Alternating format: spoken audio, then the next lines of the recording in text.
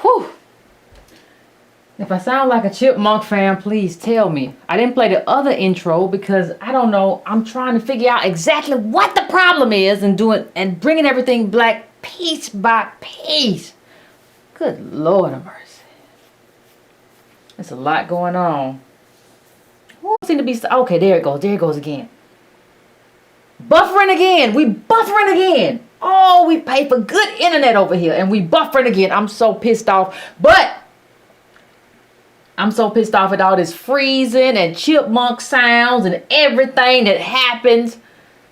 How you pay all this kind of good money for good internet and they do this? We're going to do what we're going to do. And we're going to make it do what we're going to do the best we can, fam, with what we have. That's all we can do right now. All right? We're going to do the best we can. If y'all can hear me right now, we're going to do the best we can with what we have. That's what we've always done. Now listen to me. Roland Martin, Tiffany Cross. I know Antonio and I talked about this, but I just want to hit it one more time and allow y'all to, if YouTube allows me, allow y'all to have a say in this as well. I didn't even put it up on Twitter or nothing like that because we never know with my show now what night's going to come on. You've been coming on for years and years and years, but now it won't come on. Okay, I see how y'all playing games. It's fine. I'll always figure out a way around it eventually. I don't quit. I'm like a little dog with a bone, little chihuahua at your ankle or a pit bull at your neck. It's fine. I'll figure it out. But see, something happened, fam. Something happened that we have to talk about. Or talk about again. If you all went to Antonio Moore's page, we talked about the reparations for migrants who crossed the border illegally, or some they weren't crossing the border illegally. In fact, they wanted asylum. That don't mean they were going to get it. And I can put some. We're not going to get into that right now. I want to just help everybody understand what's happening. You know, I'm not trying to, this is not a show. We don't delve in any kind of discrimination. That's not what we do here. But I saw Roland Martin, Tiffany Cross of this little stupid show that she got because she begged and pleaded so hard. Please give me a show. I want to be Joy Reid. You're lady who. She said, we're not engaging in horizontal. We're not engaging in what she called it, horizontal what, fam? What she called it? She called it horizontal something. We're not engaging in that. Horizontal hate.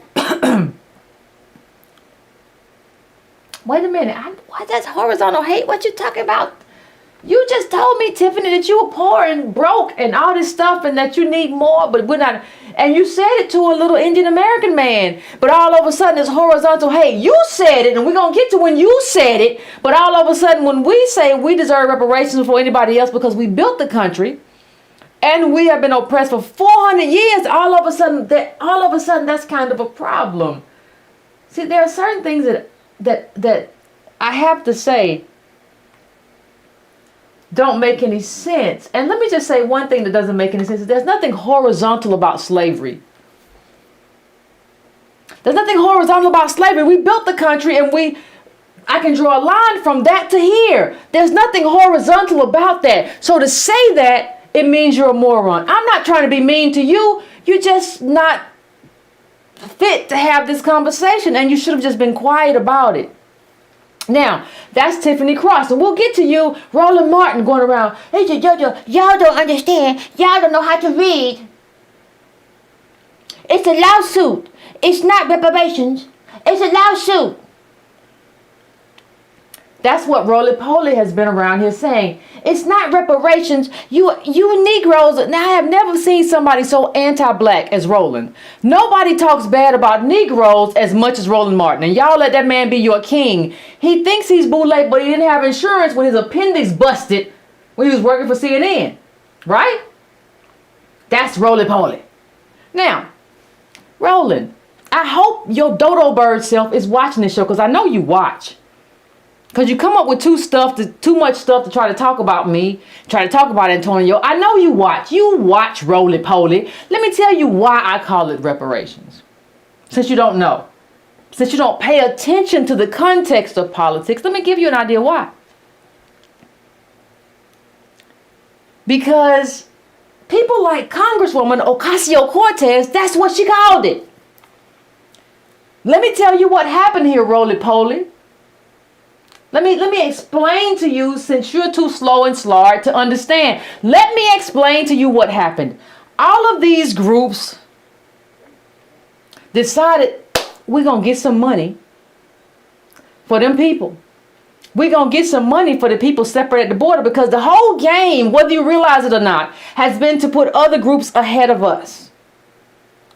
The people who built the country and have been oppressed for 400 years. The whole game was that, how do we get money to other groups ahead of our group? Well, we can build on the ADOS movement. They've been talking about reparations, right? Yeah. They've been talking about. Well, we will call it reparations, since there's an impetus for reparations right now. We will call it that. And then once we get around to it, since they filed a lawsuit, we'll do a little switcheroo and we'll say, no, it's not reparations, it's a lawsuit. It's not reparations, it's a lawsuit. That's why you can't have people like Roland Martin leading anything. Because let me tell you, it was him, and it was the woman with the oblong face. OBLONG. I don't mean to disrespect nobody. I know I have a light bulb head. That's fine. But she has an oblong face, and I don't know what her name is, so I'm just going to call her the woman with the oblong face. She came out and said, well, you see, you don't understand that well, you don't know what it is. It's a lawsuit. Wait a minute. All of y'all are saying it's a lawsuit and it's not reparations. So what does that mean, fam? Tell me. I want y'all to tell me, because you understand. I know y'all know what it means, but tell me what it means. When all of these Negroes start coming out and saying the same thing, what does it mean? It means all of y'all have received talking points from somebody. Who sent y'all all these talking points? Somebody has told y'all, can you go out and tell the Negroes? Roland, we might give you some ad money. You want that ad money, right, Roland? You've been running around here and talking about how your new black whatever media ain't getting no ad money. Roland, if you run outside real fast and say, it's a lawsuit. It's not reparations. They might give you some ad money, Roland. Go run. Step it and fetch it, Roland. Now let me see if I can bring up this article, because I want to bring it up. I want to bring it back for just a second. For people who don't know, or you haven't seen what's been happening. Right? For those of you who haven't seen, I know some people don't know, get your libations. You're going to need your libations. Green tea. It's too late for green tea if you're around here, unless you're in I know I got people in New Zealand and South Africa. But if you might need some of that sleepy time tea. You might want to go to bed. U.S. in talks to pay hundreds of millions to families separated at the border.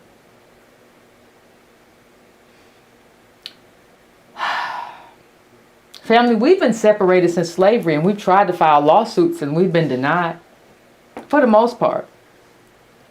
We have a hit or miss here or there, but that's not enough to make up for what we've experienced, has it?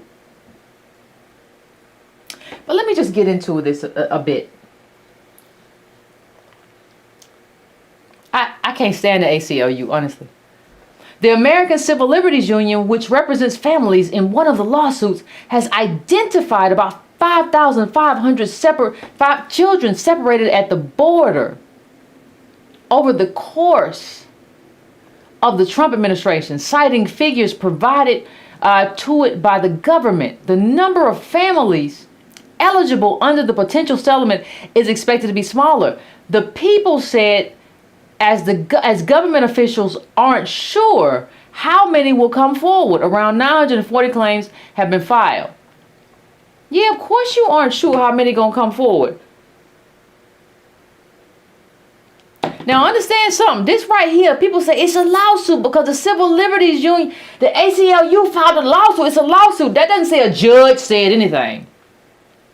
Understand how they play games. That don't say Judge so-and-so is prepared to issue a verdict. It says people are in talks. So what that says to me is that they intended to get all this money to these immigrants, non-citizens. We weren't supposed to know about it.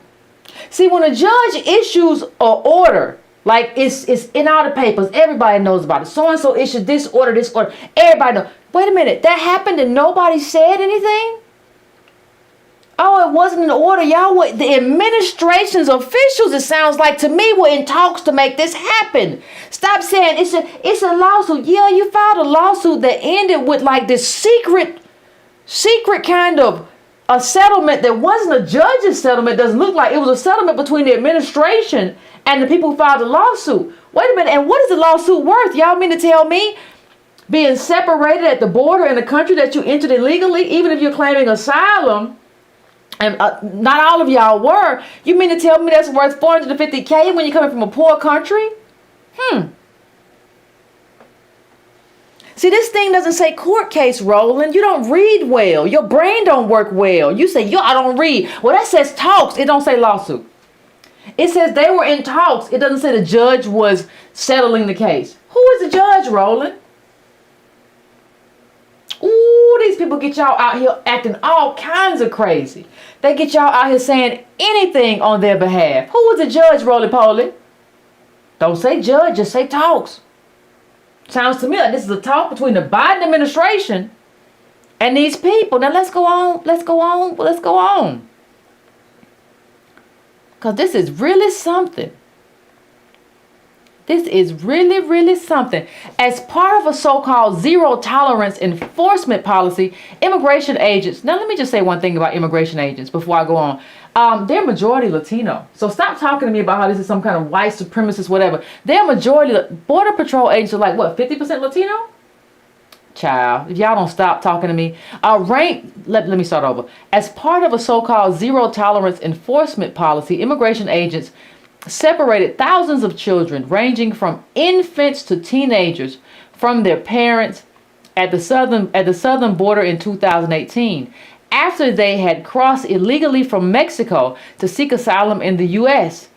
In some cases, families were forcefully broken up with no provision to track and later reunite them.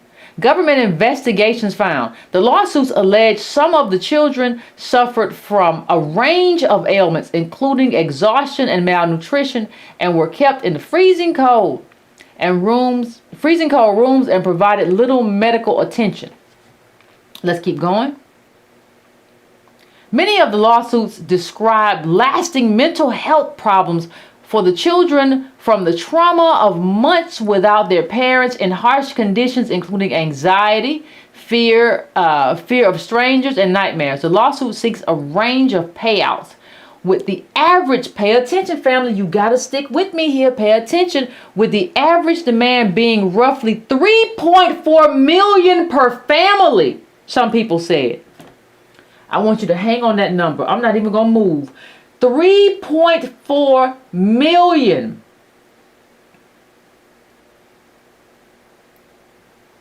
$3.4 million. Understand what they're saying. Stay right there. Now understand what they've told us. They've told us, Yvette, you need a study. That's what HR 40 is. That's why Cobra and NARC are just awful. They're the All Lives Matter of the Pan-African Union of dodo birds. They've told us you need a study. We got to figure out who gets reparations, when, where, how. Why are you paid? How can we trace your lineage? We got to figure this out. That's what they said. They said, we got to get Congress, though, to pass this study. We can't do this. We need Congress to do this. Well, wait a minute. I got to go through Congress. I got to figure out who gets it. I got to figure out who don't get it. I got to figure out how much is owed. I got to figure out why it's owed that much. I got to figure out, what did black people own slaves? I got to figure out everything. But what y'all are telling me is that the Mexicans who crossed the border 3 years ago don't have to figure out anything. I have to figure out everything to get reparations for my people. But these Mexicans who just crossed the border 3 years ago do not have to figure out a thing. They can get $450K and just walk off. I don't know how many of you all are coyotes doing stuff illegally. I don't know who was separated from who. I don't know how. I don't know why. We haven't figured out a process trying to figure out who is owed and why with them, and that was 3 years ago. And they came here, risked life and limb to come here. Oh, okay.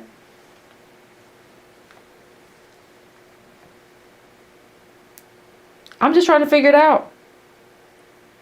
I'm trying to figure out how we figure out what they doing. Ain't nobody told me. What kind of damage amount is this? Like, these are poor people from poor countries. It would be different if you were saying, we're going to give all of them $1,000. We're going to give everybody $1,500. You're going to put these people, understand, you're going to give these people, this is one moment in time they were separated from their kids.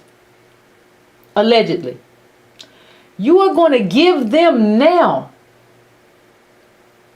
within 3 years of time frame, 2018 and 2021, you're going to give them now what my people have never gotten. You are going to give them $450,000 for being separated at the border momentarily. When my people built the country and have been oppressed multi-generationally and had gotten nothing. And you want me to vote for Biden or Harris? Never in this life.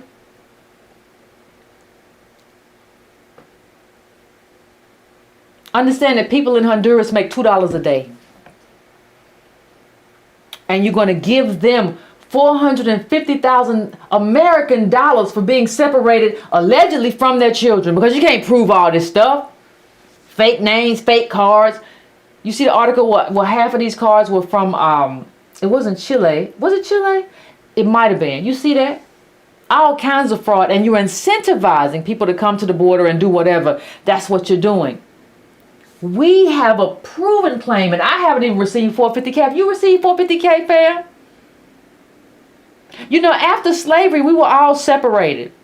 Those are separated families. Did we receive 450K, fam? When did we receive anything? Everybody tells us, well, we got to figure this out. This is complicated.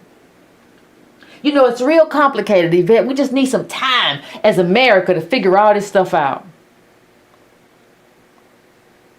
Well, I tell you, when you didn't need it with these folks. Let me show you one other thing. Hold on. Let me show you what Biden said. This is y'all's president. I didn't vote for Biden. And I said, and we voted Democratic down ballot. And let me just say something about that for the goofies out there. If you couldn't convince ADOS, Black Americans, to just leave the top of the ticket blank, how y'all dummies out there think you're gonna get the whole black vote to lead the Democratic Party? Listen, just stop saying stupid stuff in my comments. Democratic down ballot was a chess move to start getting accountability from this party, and we didn't even get enough of that. But y'all think, you armchair prognosticators, you really think that you're going to get, you're influential in front of your TV with your smelly feet. You are influential enough to get them to lead the whole party. No, what Black Americans realize that we built the Democratic Party. The problem is we don't get anything out of it. Not nearly enough. I won't say anything. Not nearly enough. But I didn't vote for Biden. And I told everybody else, we're not voting for Trump. We're not voting for Biden. Neither one of those have promised to do anything for us. We didn't get enough of it. Now here's what Jim Crow Joe. Let's talk about Jim Crow Joe. What he said. President Biden has agreed that the family separation policy is a historic moral stain on our nation that must be fully remedied, said Lee Gilleriant. I don't know what his name is. I don't really care. Deputy Director of the ACLU's Immigrant Rights Project and a lead negotiator on one of the lawsuits. That remedy must include not only monetary compensation, but a pathway to remain in the country. Let me tell you one other thing. Let me just tell you one other thing really quickly. You know, when we talk about reparations, You know what people tell us? People tell us this. People tell us it's enough to be American. America gives you a way up in life, you Negro. America's not a racist country, you Negro. That's what we get told. We get told you can be anything if you're American, and we get told that being American is your reparations. That you don't need any kind of monetary compensation. You can do anything. You can lift yourself up by your bootstraps. But these migrants don't get told to lift themselves up by their bootstraps. They get paid for a specific harm that we haven't gotten paid 400 years for, and you want me to be happy. You want me to feel some kind of way. There's no such thing as people of color. Did you see? Take your time. Go look at all of the immigrant Twitter handles. Go look at all the caucuses. Go look at all of them. They ain't saying nothing about, well, you know, we should really take care of ADOS. We should really take care of the black people who built the country. They ain't saying nothing about us. I'm not surprised, because I always knew that people that my generation's leaders had fallen for the okie doke. I always knew that. I always knew that the people in that those of us who had to migrate to different places, we had a whole great migration of our own, where we got separated and had all things happen to us, got attacked by white mobs, and we didn't get no money. How? What's up with that? They're not the only people who had migration, great migration and all of that.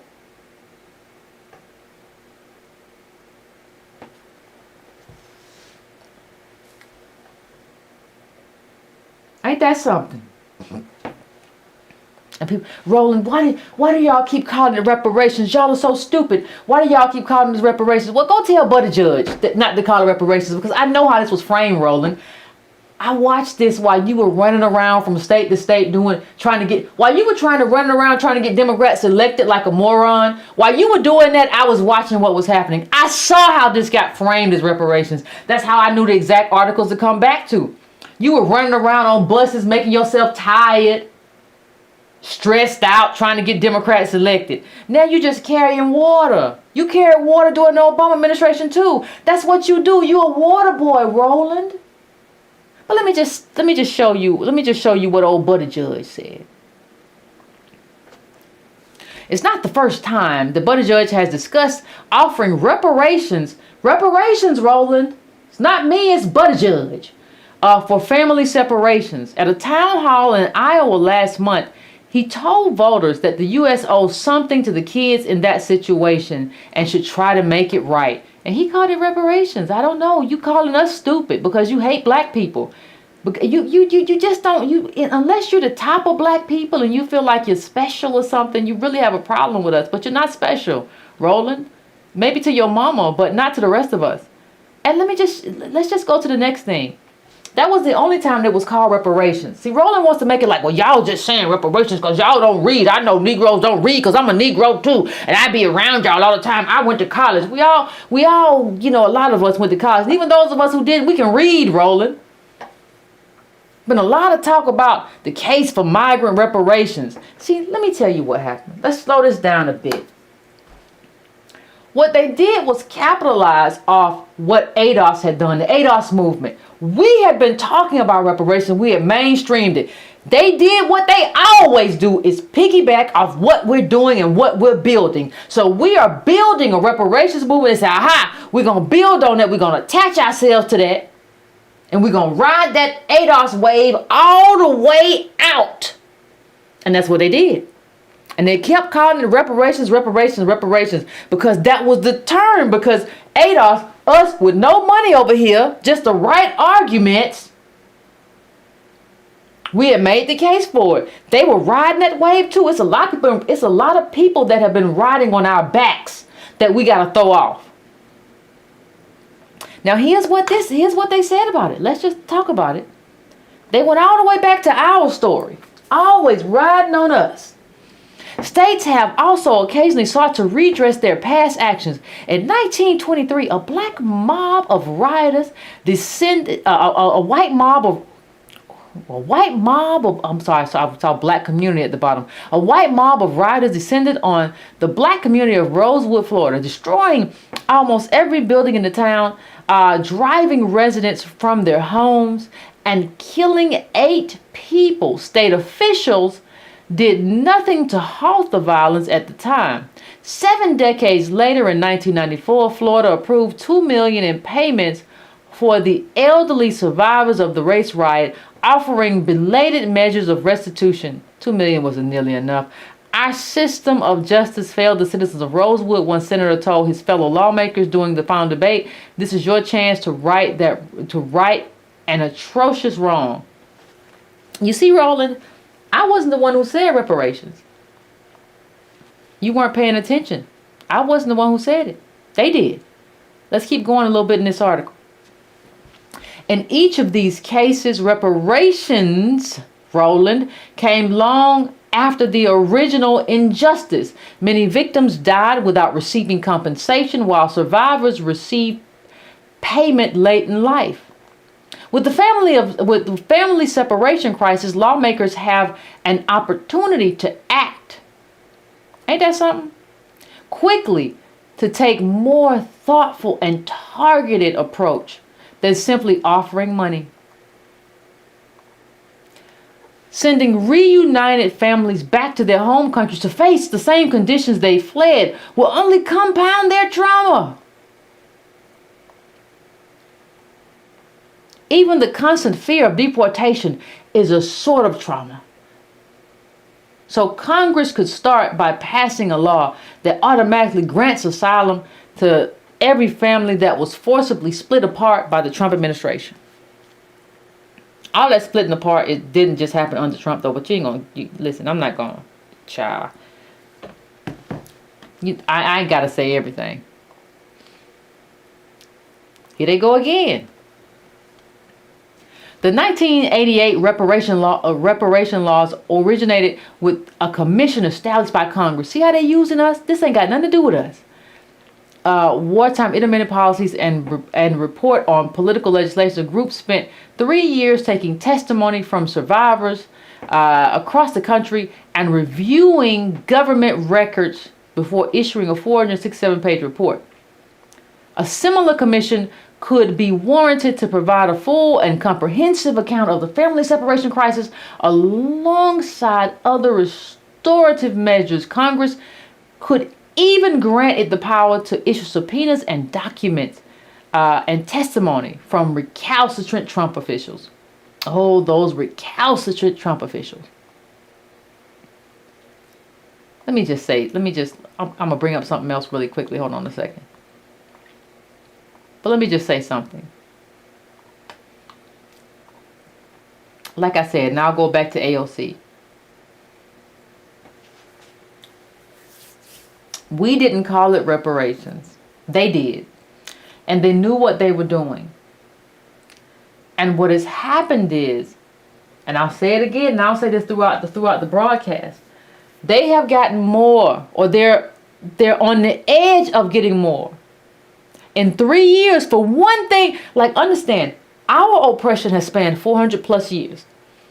They are on the edge of getting more than we've ever gotten for being separated after coming to the country illegally. You tell me how that's fair. And you tell me how, souls to the polls and all of y'all, you tell me how you're going to vote for Biden or Kamala next time when this goes through.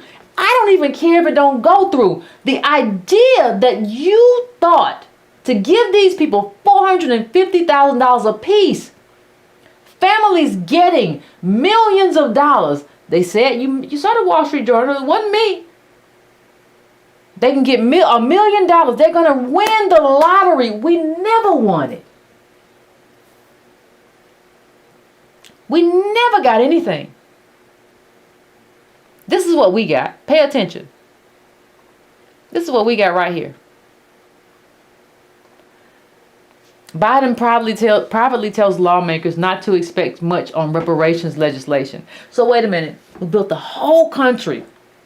You Irish, Byron. You wasn't even here. Your people wasn't here. We made a way for you to come here and treat us like trash and make a career.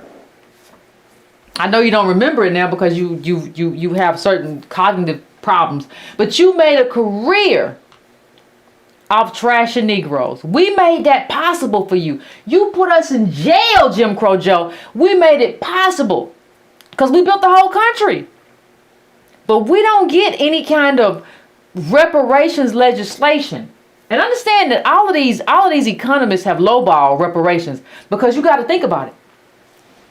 If somebody who came here illegally was separated 3 years ago from their family member, they get $450,000. What are we supposed to get? What are we supposed to get for building the country and being oppressed for 400 years? Gotta be more than any kind of knucklehead who says $800 and something thousand. That's not nearly enough. What you also realize is that our academics have failed us. That's what you also realize. Our academics have failed us. No other way around it. How you gonna tell me? How you gonna tell me? Oh my God. How you gonna tell me somebody who just got here 3 years ago and was separated momentarily from their child or whatever gets 450, and we only get double that for 400 years? 3 years versus 400 years. 400 years of oppression, and then we built the country. That's two things.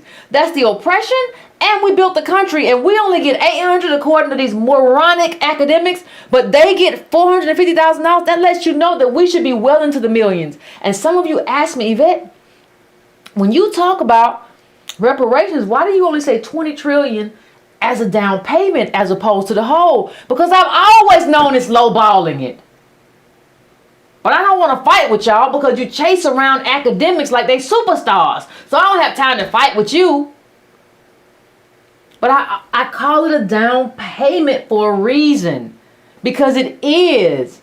I understand that like America is not going to want to pay everything up front. And you ain't got to. You can pay us multi-generationally because you oppressed us multi-generationally. You can pay us and our kids and our grandkids. You can pay infinitum. That's what you owe. But that's why you have to frame it. See, you can't be out here trying to kiss butt all the time. We got people out here, academics, you know who you are. All you want to do is show up and sure, I just know. That's all of y'all. All of y'all academics are just awful. And what this shows is that you have done all of us a disservice. Because you are so desirous of being on TV. You're so desirous of being on TV that you just tell white people and people of color what they want to hear because you just want to be on whatever show they're going to have you on. So wait a minute.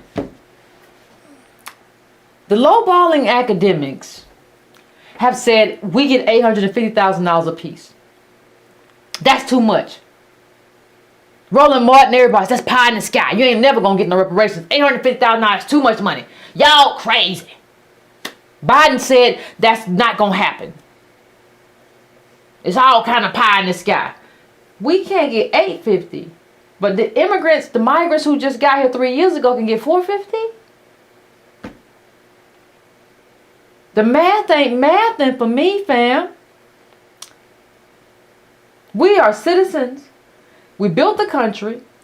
We have been oppressed for generations, from slavery, Reconstruction, Jim Crow,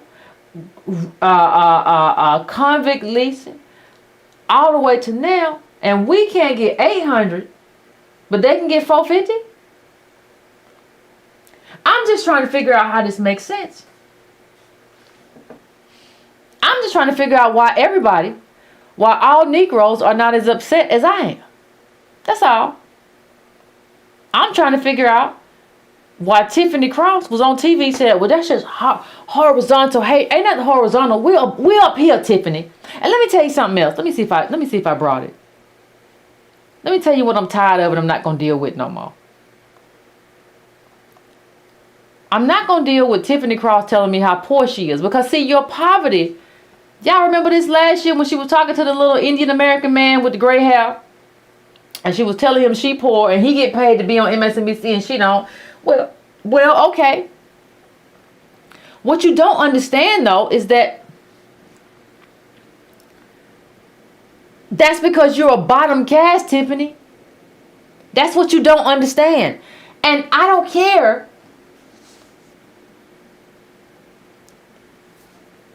I don't care about that. And I'm not trying to be mean. I'm just trying to slow this down a little bit. I'm just trying to slow this down just a little bit because I don't care about what she's talking about. And let me tell you why. I don't care about what she's talking about because she's not willing to do the thing that fixes it. So the thing that fixes it is reparations. See, what people do. What people do, let me slow this down a little bit. What people love to do is complain about. They love to complain about, oh, I'm a bottom caste. This thing has happened to me. Oh, Lord, be a rescue. Right? But then, when you say, here is the cure for what ails you, they don't want no parts of it. They don't want to do the hard stuff. So for me, I'm just tired of hearing it. I'm just tired of you. I'm tired of you, Tiffany Cross. I'm tired of you. I'm tired of all of y'all who want to talk about how I don't have no money and my mama don't have no money and her mama don't have no money because of everything we've been through. Yeah, you're right. But what does that mean if you're not willing to fight for yourself? Listen, we've been trying to sue people. People say it's a lawsuit. It's a lawsuit. It's a lawsuit. We've been trying to sue people. Firms must pay slave reparations. The Jews kept after them and they got their stuff from all these people. We had all kind of lawsuits. Instead of people like Roland and instead of them saying we're going to fight for reparations, they're fighting for immigrant reparations. Let me just show you. This is what Roland Martin had to say about our reparations. He didn't say it's legitimate, it's a lawsuit. He said, spend all the time you want on slavery reparations, you will accomplish nothing but knock yourself out. Funny, Roland, you ain't saying that stuff about migrant reparations now. You ain't saying that they should knock themselves out. You ain't saying that they shouldn't get nothing, Roland. You telling us, you trying to explain to us what this is. Well, you see, y'all Negroes stupid. It's a lawsuit and they gonna get what they get. A reparations bill ain't going anywhere. Anywhere ever. Y'all should never listen to that man again. Anybody who tells you that and says this and claims to love black people, love Adolph's people, you should never listen to him. He is awful. He's in this for himself. He likes to hear himself talk. He's loud and dumb. And he don't care about you. He cares about how much you can see him on TV.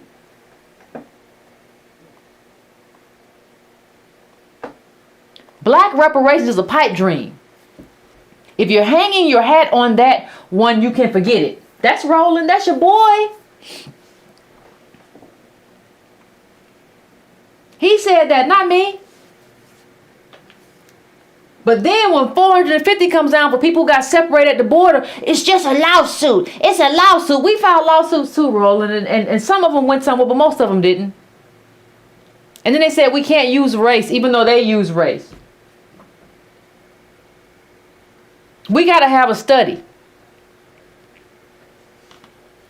We got to have a study. But they don't have to have a study, Roland. U.S. in talks to pay hundreds of millions to families separated at the border. Now here you saying nothing but what you know your Latino and Hispanic brothers and sisters will approve. You're not going to upset them. You don't have any problem talking trash to black people, Roland, or Adolph's people, Roland. You got a whole lot of problem. You don't talk trash to them, though. Just a lawsuit. They got separated the border. It's all right with you. You're a coward. How do you not know you're a coward? You don't care about what happens to us. You just care about maintaining your proximity to power. I want to interview with Biden. If I do this, I get to interview with Biden. I just want to talk to him. You talked to Obama. What did it matter? Nobody cared, Roland, that you talked to Obama. Nobody cared that you were talking to Clyburn. We don't care.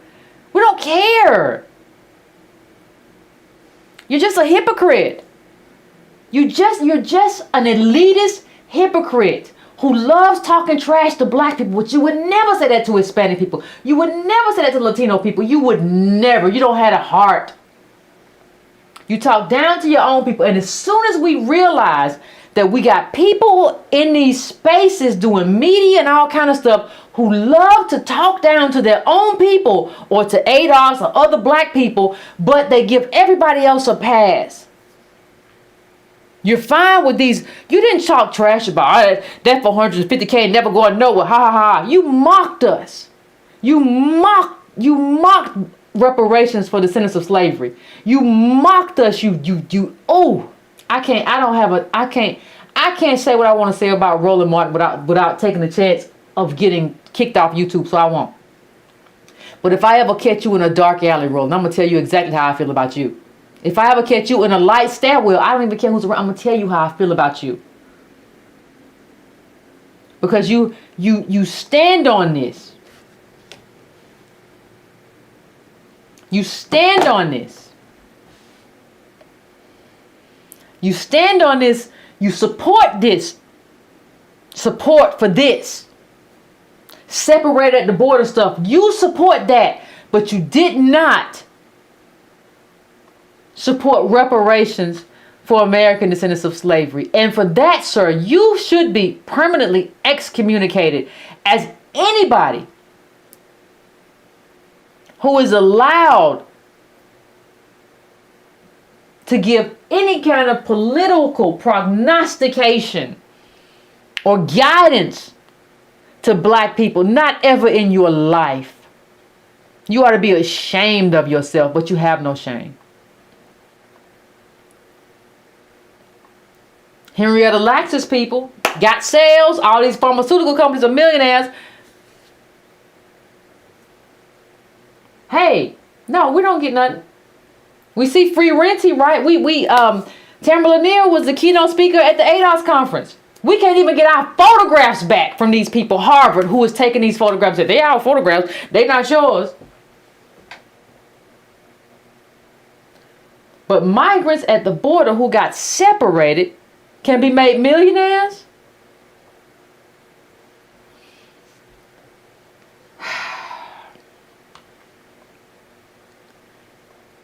Fam, I don't even know. I don't even know what you do with this. And as this article reminds us, we have family separations too. First. Never been paid for them. People say, well, you can only pay the people who experienced it. Yeah, you should have paid them, but you didn't. So now you're just late on the bill. There's an order of operations here. First of all, I don't think anybody who got separated any border gets $450,000. Give me a break. You're coming from a country that makes $2 a day, and you want to be a millionaire in America. $500,000 a year puts you in like the top 1% or something, the top 5% maybe of Americans. You want to be put up there because you got separated? Bad things happen when you come into a country illegally. I don't know. Maybe you deserve something, but you want to tell me you deserve that? It don't even make no sense. And we don't have people who commentators from Tiffany Cross to Roland Martin who are courageous enough to say, no, this is where we park. We stop right here. We're not doing this. And if this costs me my show, I'm not doing this. You don't have any courage. You don't have any heart. You gotta know this is wrong. You're not that stupid. I mean, you can be stupid, but you're not room temperature stupid, are you? You gotta know that's wrong. You just don't have the heart to say it. They've given y'all marching orders to come outside and just go tell the Negroes to disperse them. Let's be gatekeepers. Y'all are they don't even pay y'all to be gatekeepers. How much y'all think Tiffany make? Not enough to keep this lie going. You don't get paid enough. You shouldn't sell out for anything, but I know you don't get paid enough. Because your show is a little dumb show. Where you keep saying the verse of whatever. What I see, I think I brought it. Just stupid stuff. It's just silly. You a grown 40-something-year-old woman probably talking about, turn with me, if you will, to the book of We're So Tired of Y'all, chapter 45, verse 2 chains. Mercy, mercy, your crew so thirsty. These people are not adults. Serious people having serious political conversations don't talk like this. And they shouldn't be listened to. We got lawsuits. We got lawsuits right now, still ongoing. You got people that was in the Tulsa massacre still ain't got their money. White mobs. It's not the Tulsa. It's not a race riot. It's got attacked by a bunch of white mobs. White people doing what they do in this country.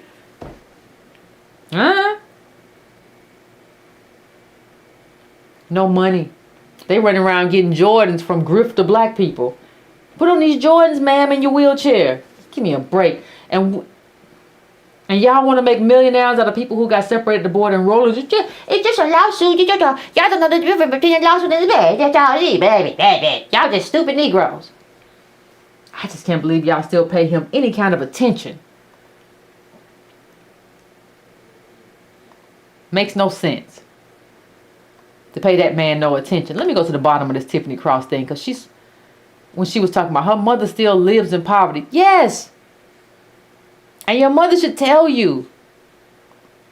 She should ask you, what have I raised that you don't understand that our plight is ahead of these people's plight?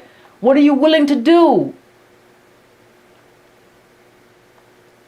Sometimes slave owners used to get the kids candy. They try to placate them. And the kids don't realize for a couple of days that they are not going to see their mother again. That's family separation. That's family separation that we were never compensated for. And we come ahead of the Mexican and the Hondurans who just got to the border. Let me say one thing, because I know I'm always going to have some grifters who talk. Grifters love to talk. Let me just say one thing. I've never had a grifter say in my face what they say in the comments. I've come in contact with, but grifters always, yeah, we got some disagreements here. Let me just say one thing to everybody. And please listen closely to me.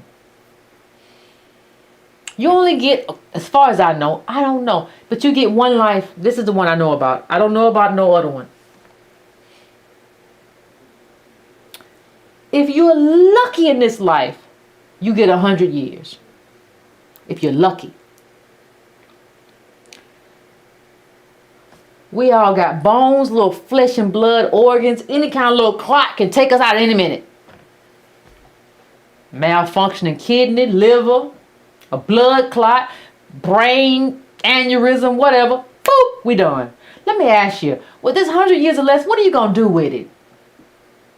Are you going to kowtow to white supremacists to keep your little mediocre job at MSNBC? Are you going to hope that you're going to have some little thing called NU Media, which is a dumb name? This is America. Are you going to hope that if you just say that it's just a lawsuit, that you're going to get some monies from the white man? Are you going to hope for that?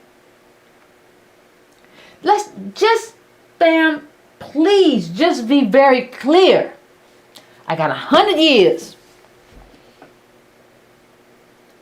What am I going to do with it?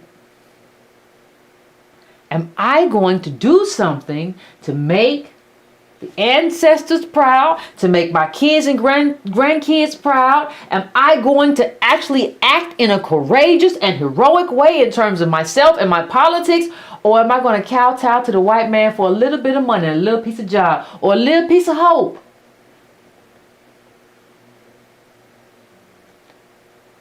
It's just not enough time to be a sellout. You ain't got enough time on this planet to lick them kind of boots. No.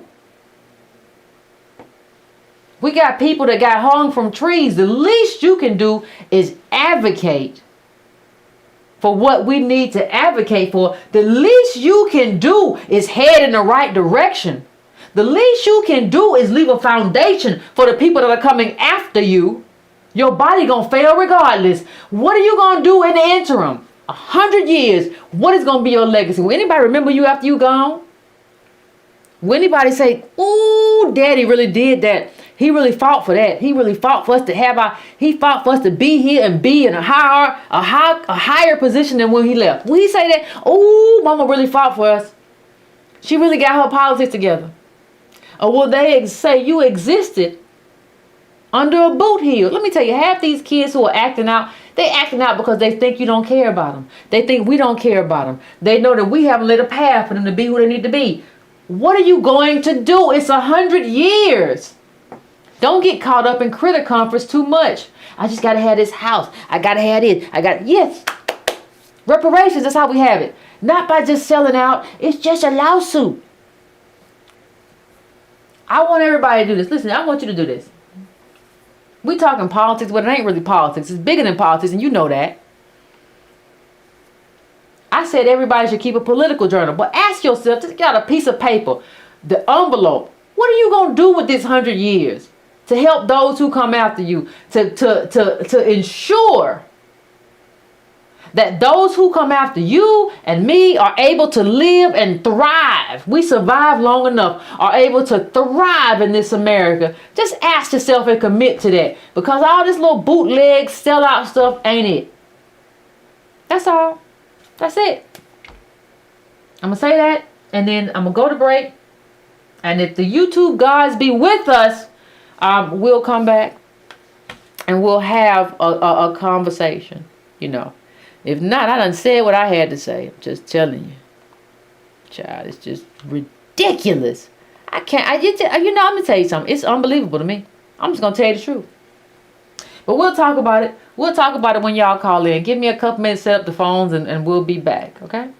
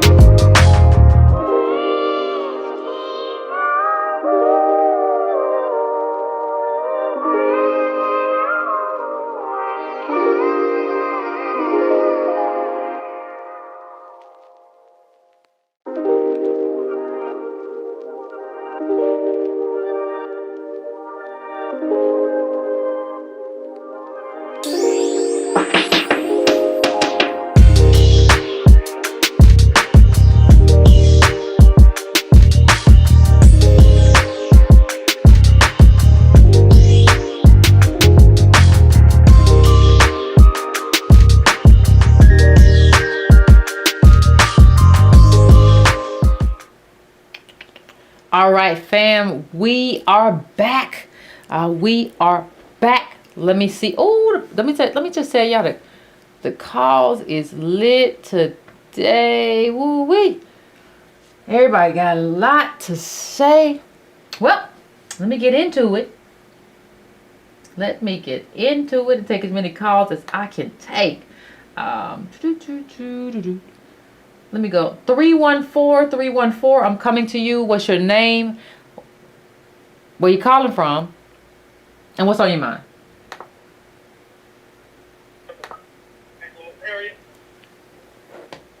I can't. You're a little bit low to me, fam. Can y'all hear? Can you hear me? I can hear you, but I'm not sure if everybody else can. Hold on, let me turn you up a little bit. Now try. Where you calling from? Where you calling from, fam? St. Louis area. Okay. What's on your mind?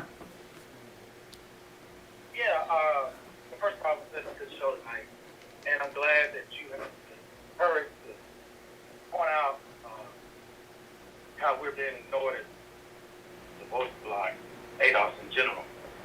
But like you said, it's a fault that we built.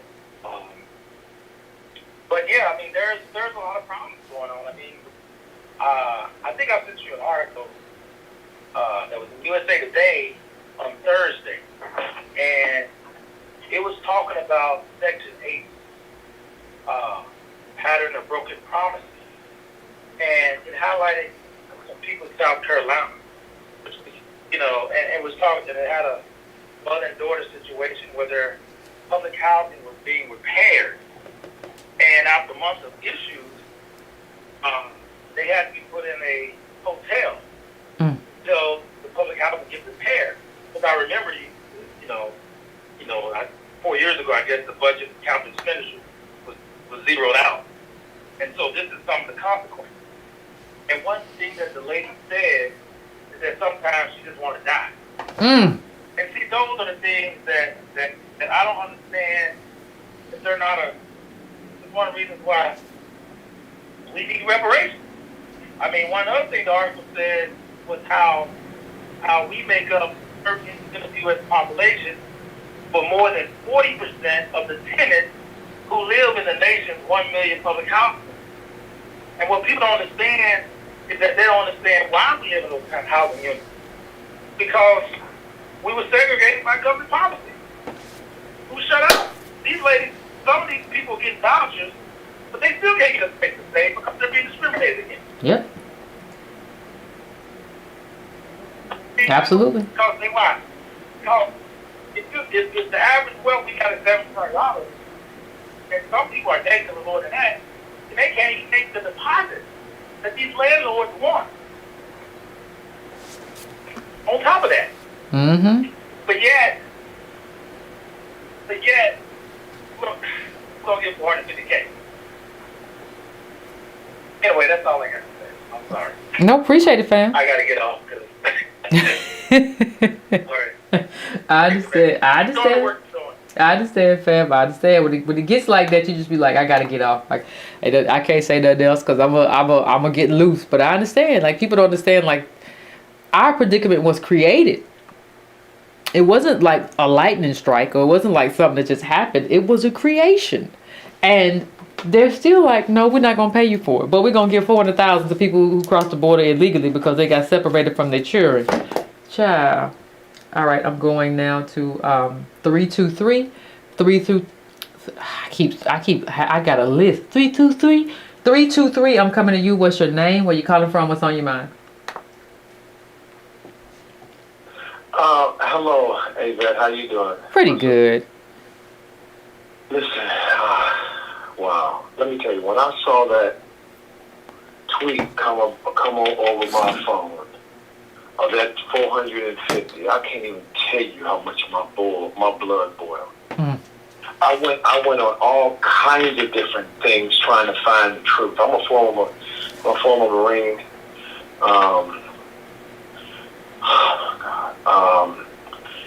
My father served in World War II. My brother served in Korean War.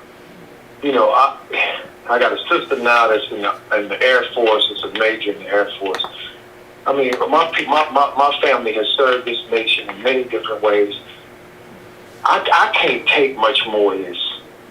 This terror, this torture, this disrespect, this just straight out just F y'all. We could care less about y'all. I'm so sick of this, I don't know what to do. I got on a plane in 2010 with $2,500 in my pocket and went to South Africa and stayed for 4 years just to get a break from this mess. And I stayed over there, and I understood why a lot of celebrities get on planes and go over there. Because this is the first time in my life I felt like I wasn't profiled everywhere I go. That when I walked out the house, I didn't feel like somebody was looking at me and trying to figure out whether I was good enough or not. When I would go into grocery stores, the people would be glad to see me. It's just sickening to have to go away from this country, the country I was born in, raised in, served in. My father served in, my brother served in, my sister served in, and still can't be considered an American. Got to go over to another country to be considered an American. I remember I was on one of the streets over there in Bloemfontein in South Africa, in Cape Town, and I was talking to some brothers, and a young South African said to me, a so-called colored boy, said to me, how they in South Africa broke down that color thing.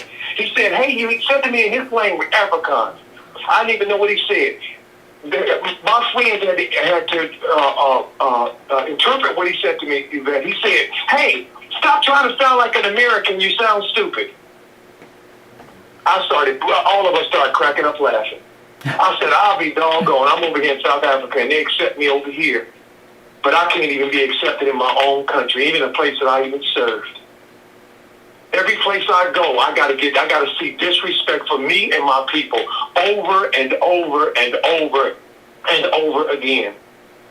And it just seems to never be enough. So I feel your passion, and I just want to say this to you and to Antonio as well. From the depths of my heart and my being, I love you guys, and I appreciate what you are doing because I know what y'all are doing. If you could see me, you look like family.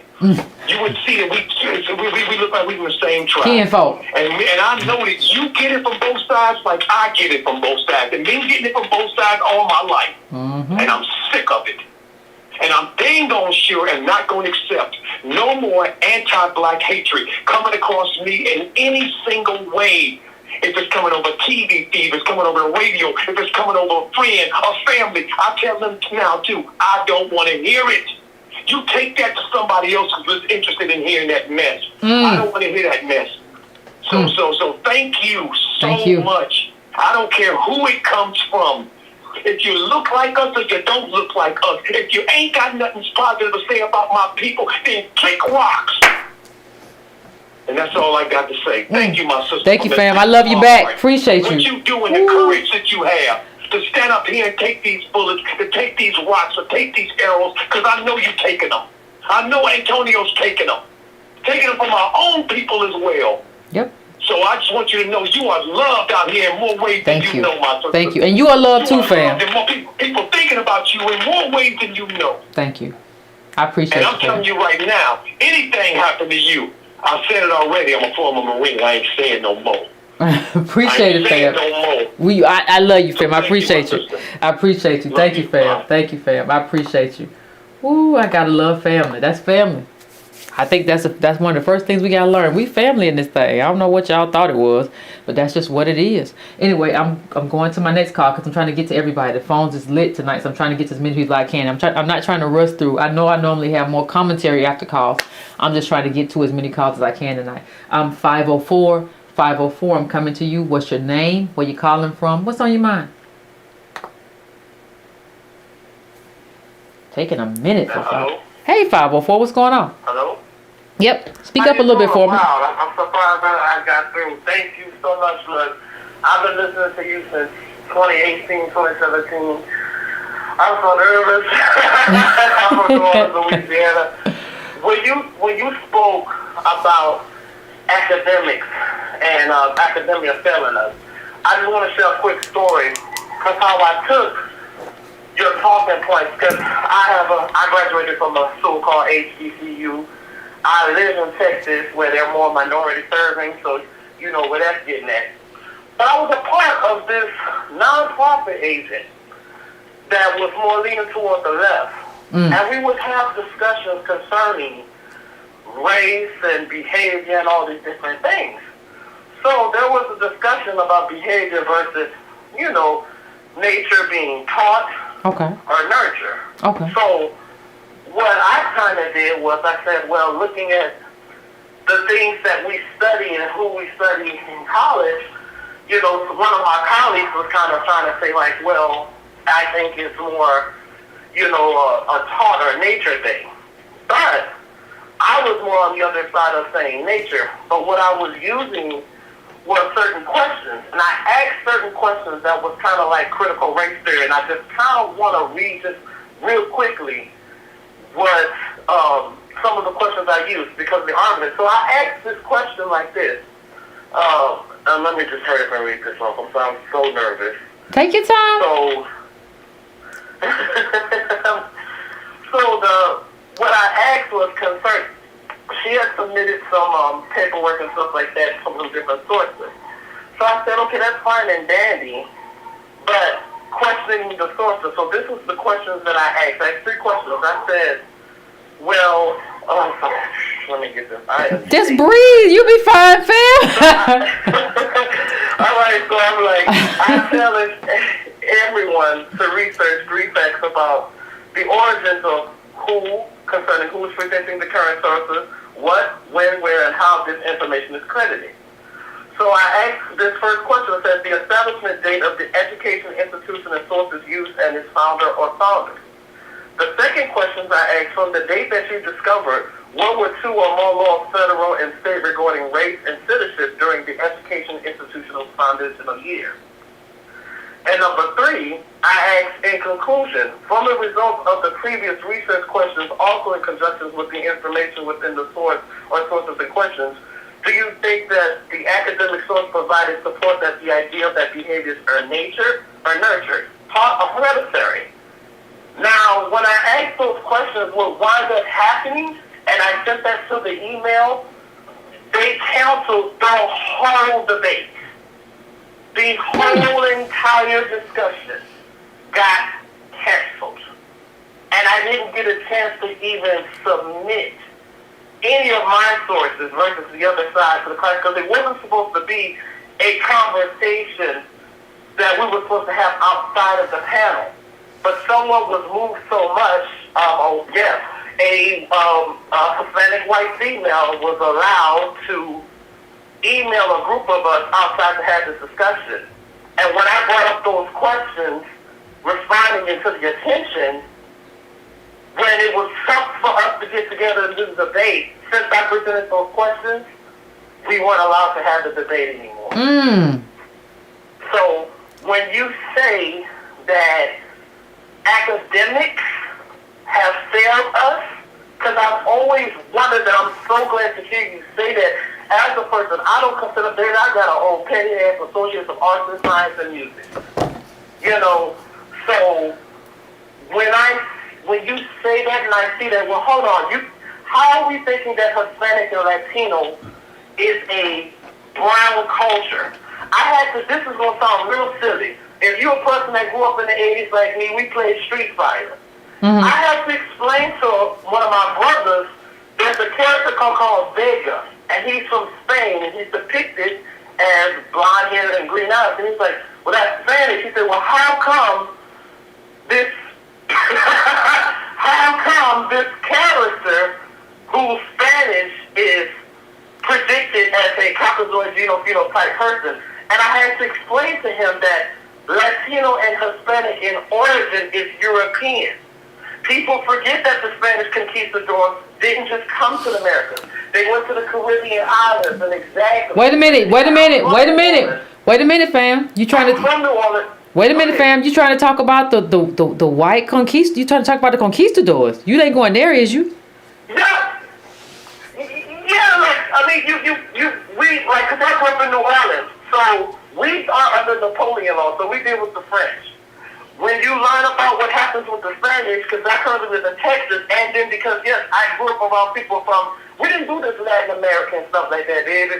I know the difference between He said, baby. Puerto Ricans, Dominicans, El Salvadorians. I know which region they were from. I know the difference of their culture. So when you talk to those people, they will tell you they had their influence with the Spanish, like the people in Mexico did. But that doesn't make them one people. You better not call, even though they're all on the same island, you better not call a Cuban a Venezuelan. You better not call an Salvadorian a Panamanian. So people forget that these people have a Spanish or Hispanic culture, not because that's the nation of the origin of their ancestors. No, you have a Hispanic Latino culture because you're already anchored in a broad European white culture. Well, hold on one second, because we still have to have that book club, Making Hispanics, and you because you're all on the road to power, which means becoming white. That's what the book was about. The book is about, we might as well just call ourselves Hispanics or whatever, because we're all becoming white. And we all agree on that, right? So you have a bunch of people who call themselves Hispanics because they have like a Hispanic spicy last name. Spicy. But they be white people. And that's part of the con. We just been getting con left and right. But I'm going to let you finish up, fam. I got to let some more people get in, but I'm going to let you finish up. Yeah. So I'm going to just cut it short. Say, so when you talk about academics, I kind of see why, like, I said, well, wait a minute. I was always that person in world history and ethics, and just a little quick, and I'm going to just be quiet. The reason why what you say is so important to me, I'm a product of my father had me at the age of 60, you heard me? My father, he's off of Aries like you, baby. He was born 1926. And my mom was born 1940. I am 36 years old. So when people say things haven't happened that long ago, well, no, what are you talking about? I don't say my granddaddy. I said, boy, you talking about my pa. You talking about my mom. So he makes sure that I was anchored and to know that he was drafted. He had to serve in this country, and there were so many things he had to go. But the reason why, I'm going to go ahead and get off of this phone. Thank you so much. Thank you, fam. I'm anchored. I'm standing here with you. There's so much more I can say, but I'm going to just give somebody else a chance to say thank you so much, and I'm hoping that you keep putting these pressures on these so-called black academics. If I'm a whole music major out here in these streets, you heard me, I have not one class in political science.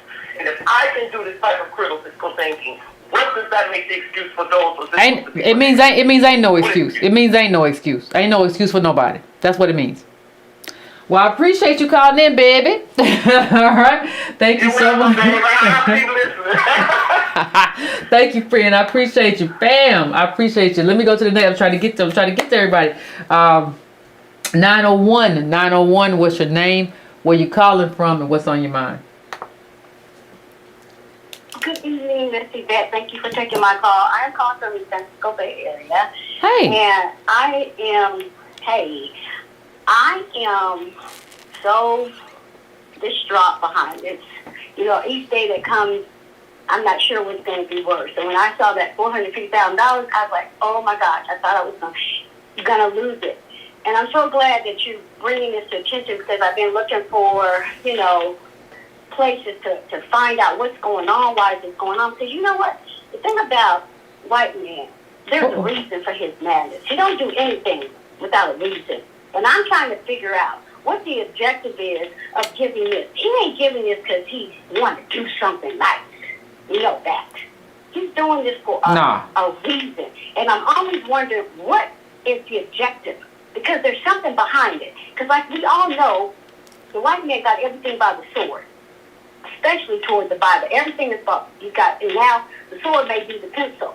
You follow me? It's always something. So what is the long-term objective for this? Because, we know we deserve reparations. We know it. They know it. Everybody knows it. That's not new. That's not anything new. You can, just like Roland talks about it, we won't get it. You can't, but you got to fight for it. But the point is, I want to know what is going on in this country. Why are they letting these immigrants flow in here like a water faucet? Well, let me just say, what is it going to? Let me just say, fam, I have some theories, and let me see if you might have some theories. So let me see if my theories match your theories. Okay. The first thing is, I think that people understand if they pay us reparations, eventually we just had the country. Because we built the country, so eventually you have to come to the conclusion that the country belonged to Negroes. And in terms of like who built the country, and nobody wants to do that. That's the first thing. First theory. Well, the first part of the theory. I have another theory though. I think American capitalists have kind of decided, listen, we want to be able to compete with Bangladesh. We want to be able to compete with China. We want to be able to compete with countries with no labor laws. The only way we can do that is to bring in an influx of migrant workers who don't really have rights and are desperate. See, the thing people don't understand about immigration is that people say, oh, it's great for them. Yeah, it is. It is much better because they get to send money home. But they exploit them as well. This is to bring in an exploitable workforce so then you can compete with China. You can compete with Bangladesh. And the other thing is, you want to create a world where Negroes don't exist, where you only have people of color, right? And so if you have a bunch of people of color, Hondurans, Mexican, everybody, you can say, well, nobody's owed anything. Y'all are all brown people. And so that is an erasure of ADOS and what we're owed. So I have a bunch of theories. That's just a couple of them. But back to you, what you think? Well, it's interesting because I know they always call them the new slaves because they have to cut. They're bringing people in to exploit them. I get that 100% because I had a property and it was primarily I'm a landlord and I hate to say landlord, housing provider, and thank the Lord and nothing. But anyway, it was primarily all black. Then all of a sudden the illegals, or the immigrants started coming in. In this particular area, it was just black. And all of a sudden, the black folks was like, what the heck is going on? Who are these? They're not used to Hispanic because, like the guy said before, they're not Mexican. You got to call them their right origin. They're not used to Mexican. But anyway, they start coming in, and then guess what? Black folks start losing their jobs. And the white man said, since it was primary distribution, okay, we only want to hire the Hispanic because guess what? Guess what? We can exploit them. We don't have to treat them. We don't have to give them anything. Mm-hmm. And the line is long. If Miguel's not there, we got the next one. We got the next one. So it's a never-ending line. So consequently, we can exploit them. But at what point? At one point, like they said, oh, they're doing the job they want to do. Oh, no. They took over the whole construction industry. You know what the money goes through in construction? Because we're a contractor, too. It's invaluable. Okay, so that's it. So we're bringing them in. But at the same time, what are we losing? Because what school districts they're going into. What schools are being exploited. It's sure not the high-end areas. Nope. Right in the inner city. They're coming in, exploiting those schools. So now we already got a problem with school districts. We already got problems in our schools. So now we got a whole influx of people that aren't educated. A lot of times they have no education where they're coming from. So what I'm saying is that, is it just because we want to exploit them? And ultimately do what? And then you talk about a housing crisis. If you got 170 million people here counting, where's the housing crisis? Because you have an unnatural growth of people, and we're not building, right? Mm-hmm. So where's the housing crisis coming from? Well, also you drop the floor. Also, you drop the wage floor.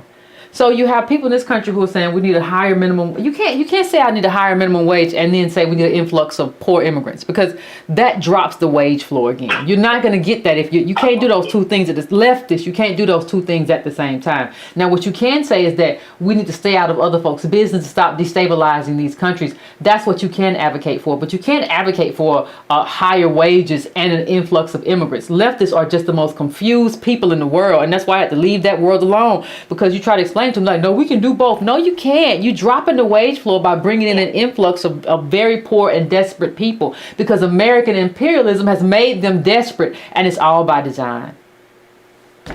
All by design, because guess what? They can make those countries great again, or great, period, right? It's all, and I don't care if you're D or R, Democrat or Republican, I don't care. It's all the same at the end of the day, right? They have the same goal. They sit there and argue on TV, but they have the same objective. What you say? How you say they argue? Bam. Same goal. So when all these people start talking about fighting about, the DNR, no. It's all the same. From one racist to the other. Their whole objective at the end of the day is to get rid of us. That's the whole game plan at all costs. Well, and if you That's what we're doing right now. well, if you dilute us with a bunch of other groups that look like us and have similar complexion, right? Then we're not a group because you forced us into this people of color group or this minority group. But that's not who we are. But you have assigned us a different title. And that's why I don't understand why Negroes keep adopting labels that other people give you. Listen, just because somebody call you people of color doesn't mean that's who you are. You don't have to bend your back all the time. You can stand up for something. And standing up for who you are and your identity is something to stand up for, because that's something your ancestors built and died for all the way from 400 years up until now. So don't bend your back and call yourselves people of color. We are American descendants of slavery. And that's something that's our tribe. You don't get to just, well, they called us people of color, I guess that's who we is. I guess you don't have no heart. You might as well just fall over and dig a hole for yourself and jump in it. I'll let you have the last word, fam. I'm sorry. Okay, but real quick, is that why are we so easily influenced by what they say? We still haven't got it? Oh, he got some hot sauce. He got a saxophone. He got some sunglasses on. He's, Biden, what did he say on the Breakfast Club? Oh, you ain't right. You broke Trump or whatever he said. What in the hell is wrong with us? Listen to Tony. I mean, you guys just how? What in the? Okay, it's my last thing. Maybe this is going to do something for the folks. When you see these folks get that $450,000, hello, you can't wake up at that point. You ain't gonna never wake up. No, you ain't gonna never wake up. If you don't wake up at that point, you don't like. And thank you, fam. I appreciate you calling.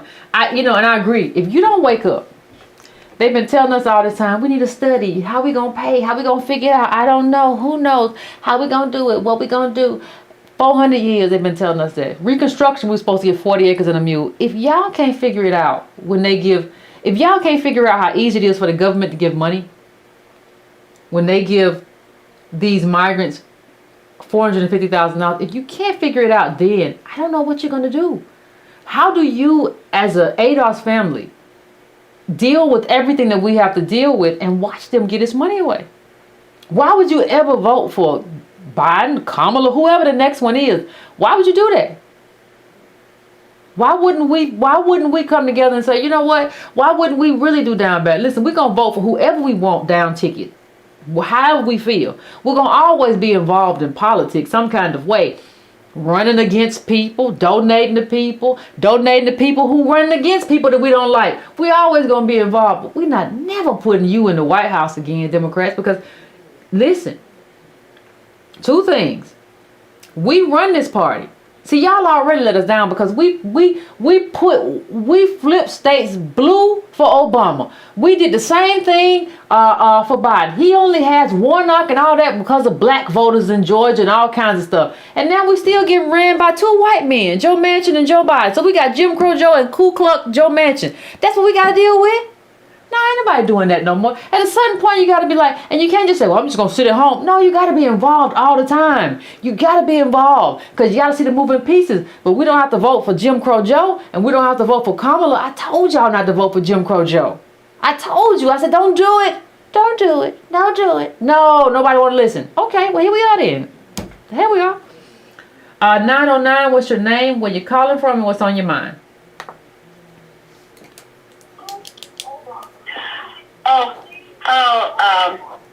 My name is Carol, and I am so happy to talk to you. I have really, really missed you. Oh. I've been watching your show for a while and have learned so much. Thank you. From your show. Now, I'm a little bit nervous, okay, but I had a chance to listen to so many intelligent people, who called in, and you have some excellent viewers. Look, you're very smart.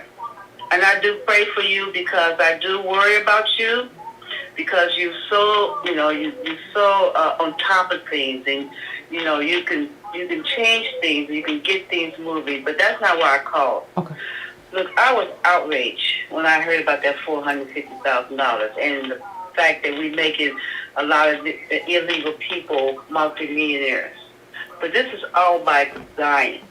They had this plan to take this country a whole different way for a long time. This is not just now, and they're going to move these people in position just so that they will be over us. Everybody's going to be over us, and they're going to put A buffer them race. in our areas. Huh? I said a buffer race. Economically, I'm saying. And then as they constantly oppress us by doing this and passing laws that, and we are seeing any of these groups, it's very easy to incarcerate even more of us. But they are planning to dilute our vote in such a way that they won't need it anymore. And that's the plan. But they got to figure out how to create more Democrat of these other people.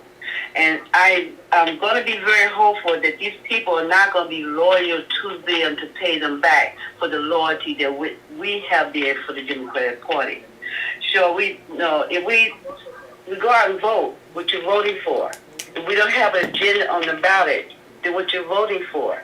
I understand about if you don't show up the polls, then they can say write us off and say, oh, well, they don't show up anyway, don't do nothing for them. Well, they don't do nothing for us when we show up. Get your hips to the poll. They don't do nothing for us. Biden stood up there and said, oh, I got your back. But I'm going to take care of the illegals first. And he's been doing just that. And Well, hold on, fam. Remember, Biden said he's not responsible for what his forefathers, what his ancestors did in terms of slavery. No. Remember? Biden stood in Congress, and he helped pass the laws that to this day, these 3 strikes, they got young men who's going to get old and die that we have to pay for because of Biden's laws. So Biden is lying. No, I know that. I know he's hiding behind this with my grandfather, So he's like all the other dead presidents who are just slave owners and profit off the system and then have passing the laws. And then when you see these crimes and things going, he's not going and say, oh, let's get a law and agenda to stop, to have these police not to be able to kill them like that, or they just easily go ahead and sue them personally. He's not doing anything to protect us. No. And it was really worries me and frightens me. So many of our people, we feel like only truth is the truth to come out of their mouths. We have been so well trained to not only look up to them and fear them, but we also trained that it's not verified unless it comes from their mouth. I had to learn to tell myself, I only verify by the truth because what comes out of their mouth, if they say something, let me look it up and see if it's true. That's how much I have realized that untruth has been taught and spoken. And I went through the school system, and I realized how bad my education was. And I realized how hard I had to struggle to bring my education up, even from graduating from the system, because I realized that I got a really lousy education, but I had some good foundation in my home. Mm-hmm. But I really just want to call and let you know that I'm so glad you're back. I really missed you. I was like, oh, Lord, what am I going to do? This was an intelligent voice. She was the one that really hit the issues well, and she's gone. And I was even kind of angry. But I was going like, why did she leave us like that? So I'm so happy you're back. I want to let you know. I was. Nobody would have dealt with this like you have. Thank you. But I couldn't listen to everything you said because my blood was boiling. And the more you spoke the truth about, what I've been already understanding and angry about, I was like, if I keep hearing what you say, I'm going to pass out on the floor. So I had to turn away. Don't fall out, fam. You got to stay up. But nevertheless, I mean, it's a lot I could say, but you have a lot of very smart people who's waiting now. Like I said, this is by design. They've been planning for a long time to bring a lot of people in from Mexico to this country. And they also feel as though that they wanted to dilute them because they could integrate with them and still could maintain their white. Matter of fact, I used to work in the healthcare, and we used to have to put down when a Hispanic baby was born in their paperwork or something like, we had to put them down as white. Yeah, they used to be white. They were white. I didn't quite understand that at first because I kept saying, people not white, these people not white. That's not the point. The point is they can mingle with them mix with them, train them, and also in Mexico they do have a double standard how they discriminate against black people.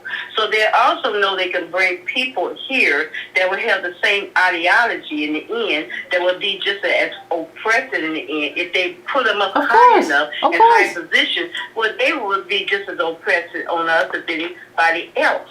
And they have also, when things happen to us as a people, you don't see no other race standing out there saying, "Oh, but the black." No. But let me say that. Let me just say, hold on, fam. Hold on. It's not just ADOS. It's not just ADOS. It's not just ADOS either. What? When those Haitians were getting whooped at the border, like, and they not even ADOS, like when they were getting whooped, I felt bad. I was like, they whooping them with whips, cause you know why? Because they descendants of slaves too. They're not ADOS, but they didn't. The Hispanics, you didn't see a bunch of Latinos run to the border. What? You didn't see AOC run to the. You didn't see none of them run to the border. They don't care. Like, when's everybody gonna get that? But I'll let you finish, fam. I'm gonna let you finish up. Then I'm gonna go to another call. I do appreciate that. The only thing I really want to say was I'm very glad you hit this topic. I really wish that I understand more how to complain about this and get it to them how much we don't like it. I mean, we could sign a petition to send it to them and let them know that we don't like it and we deserve our reparations and that we don't believe nothing else they have to say but cut the check. Thank you, fam. They don't need no study. They don't need research. Exactly. Just cut the doggone check. Exactly. Thank you, fam. Much. Thank you. I appreciate it. And because that's the thing, like nobody even talked about. Even in terms of immigrants, nobody even talked about. Did y'all go there? Like, I didn't see like a bunch of Latino Congress people crying, and we already talked about how many of the people y'all talk about white supremacy, but we like how many? Do you know that like 50%, I said it, of the Border Patrol agents are Latinos. So, like, those will, how many of those people just whooping Haitians at the border were Latino? Like, we don't, like, do y'all really think that they care? It's all very interesting what people think. Like, they don't care about other people who are immigrating this country. And I agree with her in the sense of if they dilute our vote, right? If they make this just about minority votes, because Latinos are already the majority, and understand something. Y'all remember this? Let me bring this up real quick. Y'all remember this? This article was from a while back. Hispanics following African Americans' example in finding government jobs. If you don't understand anything else, I want everybody to understand that politics is about competition for resources. Biden plan pits Hispanic serving colleges against HBCUs. We're going in the direction now of minority serving institutions getting money, except HBCUs. And they're like, and Hispanic, and we'll get to this probably at another show, but Hispanic organizations saying we deserve money too. By what right do you deserve money? We deserve money because we built the country. We've been oppressed and we didn't have schools. That's why we built schools. You came here. What do you deserve money for? You voluntarily came here. Voluntarily immigrated to a racist country. That was not the case for us. But now we have minority serving institutions. Minority serving institutions are going to replace HBCUs. And everybody is sitting around like that's not a problem. It's fine. It's fine. Everybody going to learn. I'm going to my next caller. I'm going to 912. 912, what's your name? Where you calling from? What's on your mind? Hello, Yvette. So glad to have you back. This is Bernard Scott. I'm still in Utah by way of Georgia. Hey. And when I'm listening to the former calls and kind of combining them with my thoughts, I have to wonder if the long-term goal is to kind of create this two-tier system. You have to bring in enough migrant workers to keep an exploitable class of people to perhaps make the U.S. more competitive with other, say, developing countries. Mm-hmm. But you might also want to sort of accelerate the development of a Hispanic middle class because, you know, when you look at the data, like, we're always very close, even though a lot of them just got here. And I get the feeling that, like, maybe in a couple of generations, they would probably be well above us. But if you do things like this right now, you will accelerate more of them getting in the middle class. And then for the short term, like, I'm wondering if there's also a play for the Biden administration. And I wonder when this becomes more public, because right now they're trying to hide it. But as you know, due to this infrastructure bill debacle, he might be trying to do some signaling to the rest of the Latin community, because of course the migrants can't, those recipients, if they get this money, they won't be able to vote. But it could signal to the rest of the Hispanic community who are citizens that, oh, Joe is about to do something for you. Mm. And from there, I think that's when you have to start thinking about having somebody write the book, Making Hispanics White Again. Every time. If you remember, like, Hispanic, like, even based upon the book club that you want to do, Hispanic and Latino was not really a thing. I think they used to just mark white, but now eventually that whiteness is going to have some meaning and some backing behind it, because they might have a significant middle class. And you said something very important about the meaning of Hispanics. See, what happens too is that you get to play both games. So what I mean by that, if you decide, oh, we're going to create this group called Hispanics, you get to not only be white if you present white, right? You get to also, or be made white, you get to also on your documents get to claim minority and compete with who? Us. So it's all about a competition for resources. And we're going to get to it in that book. If y'all haven't read Making Hispanics, read it so that we can talk about it. Because I'm going to announce that date soon enough. But what you get to do is compete with American descendants of slavery for the minority money. And it was always about that. And our leaders were like, oh, they told our leaders, it's in the book, we're not going to compete with y'all. No. We're not going to compete with y'all. Y'all always going to be first. And our leaders didn't realize that this was a con. There was always going to be a competition for resources in the political arena. The political arena is a blood sport. Everybody got knives out. And if you don't realize that, then God bless you. But that's what happened. And so I'll let you finish, fam. I'm sorry. Bingo, that's exactly right. And the funny thing about this whiteness thing is, if you watch how other immigrant groups develop, such as like the Irish and Italians, there's always a precursor to making them white that always involves the government putting its thumb on the scale. So people can call this just a lawsuit, but once Joe Biden's administration decides to get involved and facilitate this process, this is just another mechanism for reparations and ultimately signaling to that group, like, we're coming to help you. And I think he's been signaling that since, like, the primary debates, because while Joe wasn't really with it in those primary debates, I think when the reparations issue came up, aside from doing that weird stuff about record players, when it comes to black people, he dodged the question on reparations and started talking about how they need to seriously invest in Latino communities. And I was like, oh, this man is signaling that he's about to try to at least accelerate the process of this group becoming white. So that's the long-term goal. And then I wonder if, the short-term goal is to maybe pick up some votes, because his polls are sliding amongst working-class people, including Hispanics, which were already kind of like 65-35 or 70-30, like, towards Democrats. So they're not a particularly reliable vote already. And now maybe he's trying to get those back, especially since our trust in him is sliding significantly, too.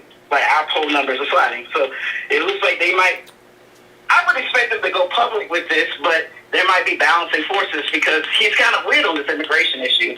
Like, he doesn't want to signal to them Republicans and Trump voters that he's doing stuff for immigrants. Exactly. If that will get him some votes short term, maybe he'll go public with this. I don't know. As for academics, I think when I saw how Tone brought up the paper where it showed how West Indian folks in New York had figured out a whole game about how to get access to white neighborhoods and housing. And my question is, like, how many more articles are there like this that kind of demonstrate how specifically ADOS people get sort of left out while other groups come up with these games and ways of gaming the system? I have to wonder if the academy, or specifically blacks within the academy who thought they might have wanted to preserve certain coalitions, might be suppressing certain types of discourse. Well, I think Black studies. Well, I think they are. I think there's a refusal to get honest, because one of the things that happens when you get honest is that you get treated kind of as like a pariah, and people aren't willing to do that because they just want to be accepted. They want to be in these rooms where they can swirl wine and they can get tenure, right? And you're not going to get tenure. You look at what happened to us. Like, look at what happened to ADOS. We got called xenophobes, and we're not xenophobic. We got told, Harvard told us that we didn't pay attention to COVID. I got it all over my Twitter. I end this show with wear your mask. Like, how many times did I do that during the pandemic? Antonio came out early on and told people what kind of mask they were going to need before the CDC said it, right? Before the Surgeon General said it. And they still say that stuff, right? So what happens is they're in a situation where You can get railroaded easily, but like I say, you only got 100 years.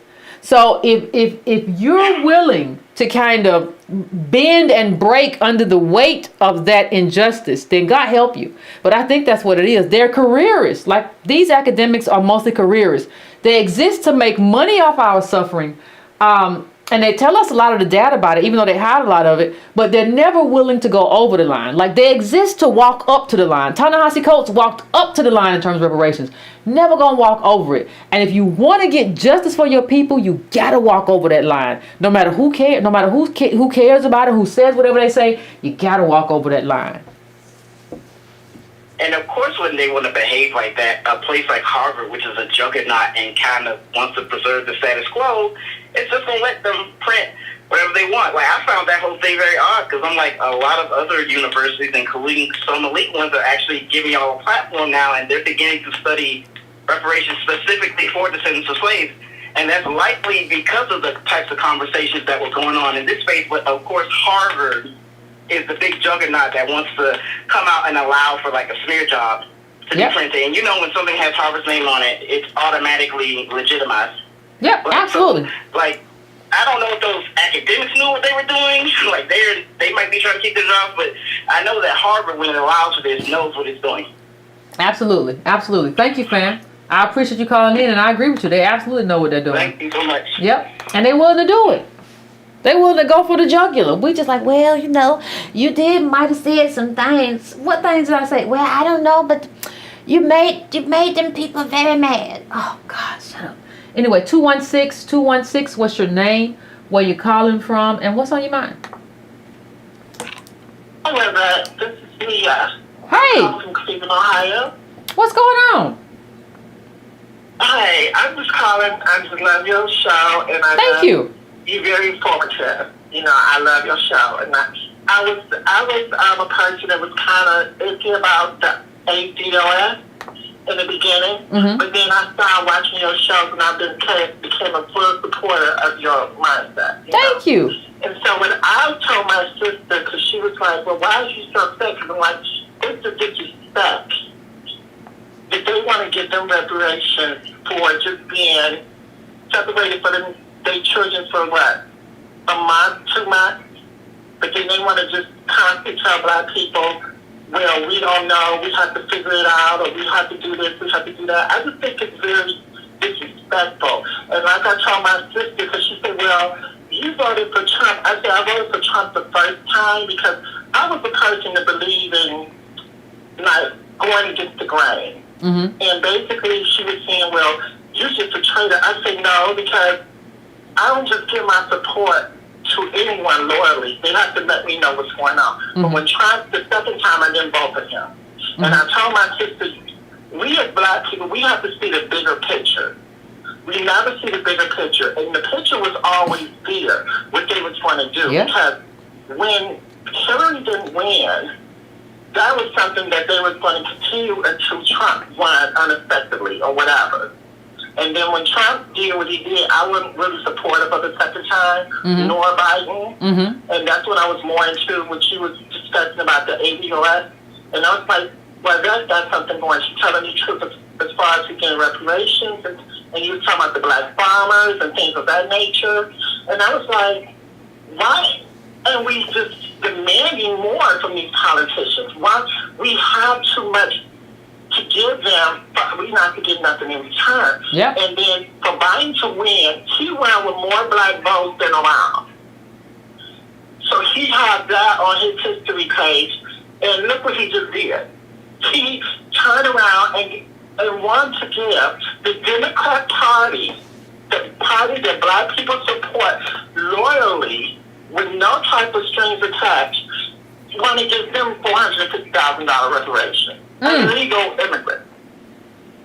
But let me say something, fam. Let me say what I tried to tell the other person who just called in. Biden said he felt no remorse. He said he felt no remorse for slavery. He said he felt no remorse for what happened in the past. That's in the past.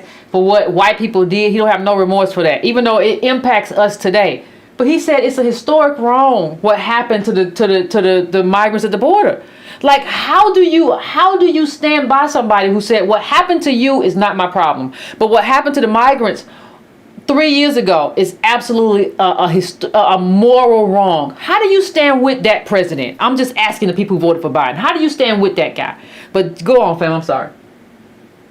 I don't have understand. And to me, as far as now with these new elections going on, I think as far as Black people, we have to make a stand about what they doing now. The Democrat Party, not the Republican Party, and I'm not no big fan of the Republicans, but the Democrat Party. The party that's supposed to be for us, by us. I got a boo-boo. But the point is, we have to stop just giving our vote. This election, we should really just stand back and let them just let them fall. Let them fall and let them show that, no, this is disrespect, even if it passed or not. Just the thought of it was disrespectful. I agree. I agree. Whether or not I agree. Whether or not it happens, I think they wanted to do it in private. I think they had intended to do it in private. It didn't get done by no judge. It's a lawsuit. Well, what a judge? It didn't get. Well, they just gonna settle. It didn't get done by Congress. They were trying to slide this in and put them up on the totem pole, and which has us still the poorest, with migrants who just got here having way more money than us. And even if you sell some kind of lawsuit over that, you don't sell it for $450K to people who made $2 a day and just got here. We don't even get. We got cases right now where people get shot and don't get $450K. What are y'all talking about? And people say, well, they come from Honduras. They want asylum because it's violent over there. It's violent in Chicago. What do we seek asylum? So I want to thank you, fam, for calling in. I appreciate you. Well, thank you. Thank you so much. And have a good day. You too. You too. This might be my last call because we're well over midnight. I just wanted to try to keep it going as long as I could. I'm going to 203. What's your name? Where you calling from? What's on your mind? Hello, Yvette. Hey. I'm calling from Connecticut. My name is LaShawn. Hey, LaShawn. Hey, long time listening to. Oh my God, thanks for everything. You and Tone, Irony. Y'all be keeping me on point with my political education. Appreciate you. What's on your mind? Well, I just see everything that's going on today. I mean, going on out there in the field, like, they trying to, not giving us jobs that we supposed to have. And just, staying on point, man. I'm just thanking you guys for just Thank you. being on point. Thank you. I appreciate you. We try. I do, man. We do what we can. Good night. You too. Bye-bye. I will take one more then. Let me go to 385. 385. What's your name? Where you calling from? And what's on your mind? Hey, Yvette. Hey. This is Corey. I'm calling from Salt Lake City, Utah. Hey, what's going on with you? Hey. Okay, so I'm a long-time listener. Okay. And I don't want to be like one of those callers that take up all of your time. But this is what I want to say, okay? Okay. Okay. So I used to have a friend, and I used to try to educate him about that we need reparations. And his response was, so who's going to work at McDonald's if Black people get reparations? So his whole concern was, if we do, ADOS people do get our reparations, who's going to take our place? And I was kind of confused because I'm like, like, we deserve reparations. And then he was like, so how they going to send the money out to us? And I was like, well, they don't have to send it like in a check. They can put it like on a debit card, because most of money is digital anyway, But I just kept getting pushback on why it was so hard for them to be able to distribute this money to us.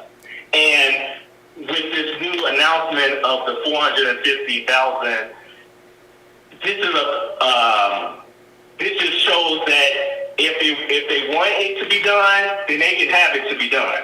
You know what I mean? It doesn't take rocket science. Well, it shows you how easy it is. And why do I care who works at McDonald's? Why shouldn't the new Americans work at McDonald's? People are like, why'd you say that? If you just got here and you don't have any skills and you haven't built the country, why shouldn't you be the next up? I worked at Dairy Queen. Like, why shouldn't you be the next up to work at McDonald's? Why is that beneath you if you just got here? That go do it. I did it. We've done the grunt work. Just listen. I don't care who does it. Just not me.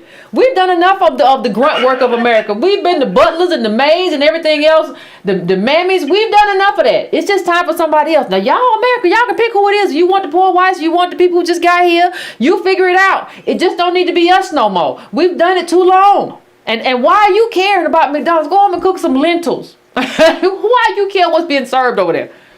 McDonald's is going to have kiosks soon. They ain't even going to have no workers soon. What is he even talking about?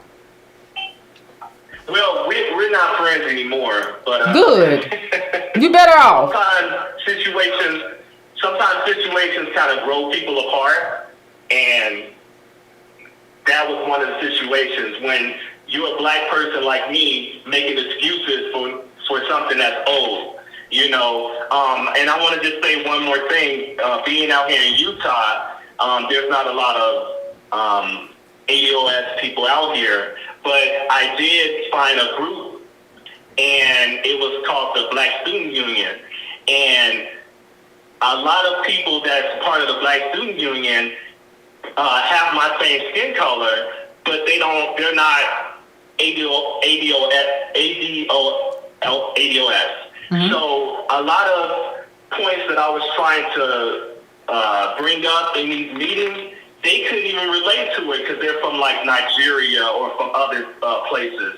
So I always kind of felt like misplaced because it's Black Student Union, but that doesn't mean that they have our lineage. And it's very hard to be able to be an advocate when you have black faces, but they don't share the same. Because we don't base everything. We base exactly because we base things. We should have always, and we've all been stupid to a certain extent, but we should have always based it on lineage. Everybody else already did that. People always base it on like, you know, I'm this, I'm that, and to the extent that we do come together, it's ideological. We believe in the same things, and we can come together on that. But everybody else. We see it all around Twitter. We see all the flags, right? So everybody else already understands. I'm Ghanaian. I'm South African. I'm Eritrean. We're the only ones in America who get punched on for like having our flag in our bio. Like you're here in America eating all of the goods, talking about I can't have a flag while you have a flag from wherever you came from. That don't make no sense. Either you stupid or you think I'm stupid. I ain't figured out which one it is, but it's one of them. So thank you, fam. Exactly. Thanks so much for having me. No problem. Thank you. I appreciate you calling in. I appreciate it. It's just crazy. I want to thank everybody for calling in too. It's one of them days we're not gonna get to everybody because I got started late because of all these problems. So it's well after midnight. It's well after the witching hour. If I didn't get to you, I apologize. But the phones was just popping tonight. Based on what the topic was. So good night to the people on the call. I'm finna drop the lines. But thank you all for calling in. And it is what it is, but I think, we're just gonna have to at some point figure out like what we actually believe in, and stop talking. A lot of people talk about what they believe in, but then when it's time to go and hit the road and like let's go do this thing, it's I don't know, and I think they better than Trump. They got us all scared. Why? Don't vote down back. Don't do Trump. Don't do Biden. They neither one of them. But Yvette. We just got to get Trump out of there. What? That ain't how we do politics just to get somebody out of there. We're not voting based on fear. Now we're voting based on an agenda. If there's one thing we can learn, it should be that we need an agenda. We don't do that. Don't do that. Anyway, fam, it's after midnight. Please, while you're still in here, hit that like button for me. Just hit that like button if you have not hit that like button for me. If you have not subscribed to the channel, please subscribe to the channel. Please subscribe. If you want to donate, donatebrown.com, $Breaking Brown for the Cash App, all that stuff. But you can hit that like button right now. Costs you no monies, and it helps the channel just to hit that button for me. I would appreciate if you hit that button. And like I said, if you have not subscribed, please subscribe to the channel, fam. This has been quite a blow, but we gonna do what we do. We gonna make it do what it do. I don't know. I just think not enough people have woke up. People think they still, well, I'm gonna be all right. If y'all don't be all right, I'm gonna be all right. And everybody's gonna wake up soon enough. This is the era that we in. So please, fam, get some rest. Finish your libation, whatever you got. And we will talk again soon.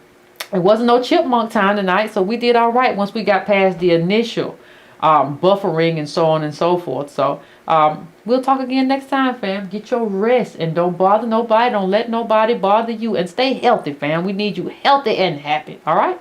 Till next time, fam.